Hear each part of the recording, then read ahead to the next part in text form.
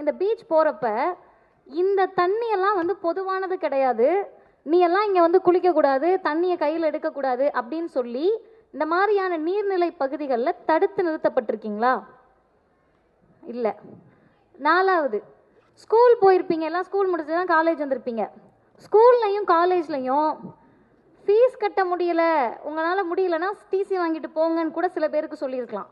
நீ இந்த சமூகத்துக்காரன் இந்த பள்ளிக்கூடத்துக்குள்ளே வரக்கூடாதுன்னு சொன்ன ஏதாவது ஒரு பள்ளிக்கூடங்கள் நீங்கள் பார்த்துருக்கீங்களா? கல்லூரி பார்த்துருக்கீங்களா?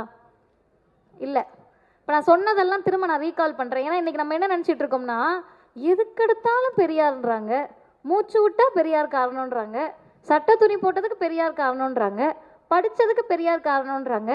நல்லா தானே இருக்கோம், வந்திருக்கோம், உட்காந்துருக்கோம், ஜம்முன்னு தானே இருக்கோம், எல்லாத்துக்கும் எதுக்கு பெரியார் பேரில் எழுதுறாங்கன்னு நினைப்பீங்கல்ல. திரையரங்கு வாசலில், குளத்தில், ஆற்றுல, நீர்நிலைகளில்